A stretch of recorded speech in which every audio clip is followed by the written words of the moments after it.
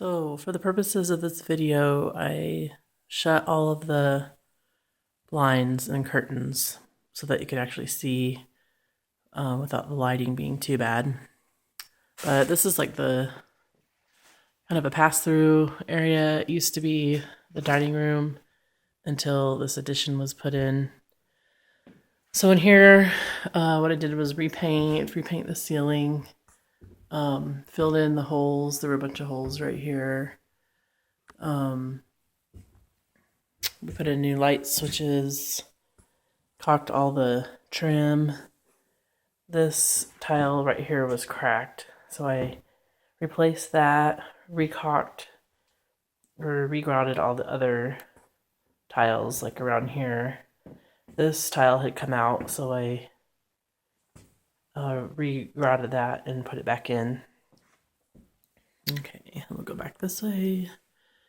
This is just the entryway into the living room.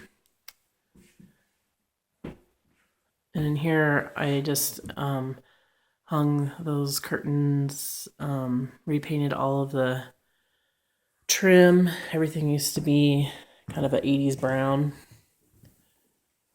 I had to replace this glass here because it had broken. So both panes. So that got to be kind of expensive. Okay, and here is the little breakfast nook. I made these Roman shades, my first sewing project. Everything in here is repainted. All the trim was painted, caulked. The floors, fortunately, were already here when we bought the house. It's nice wood laminate. I made these curtain rods out of EMT conduit, which was great because it was nice to bend into this cute little nook.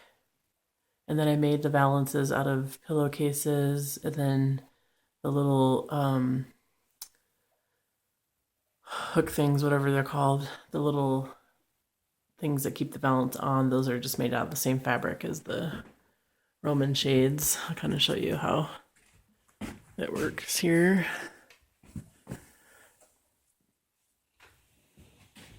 So they just pull up really nicely. And I wish it wouldn't get so dark with the video, but kind of get the gist. Fortunately, this light was already here when we bought the house.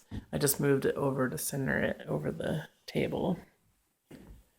I put a smaller round table in this nook just to make it look bigger, and since there's another dining room, then I just thought that was good placement for it. In here, in the kitchen, all the cabinets were dark wood, kind of that 80s brown. So I sanded those, painted them, put on all new hardware and hinges.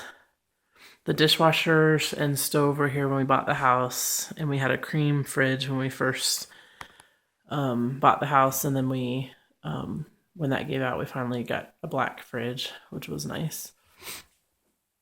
Then the countertops were like a rust orange, very 70s looking. So I saw this thing online. I just painted all the countertops black, and then I used acrylic paint to sponge it in. And my son was 4 at the time, and he actually helped me do it. But if I get up close, you can hardly tell the difference.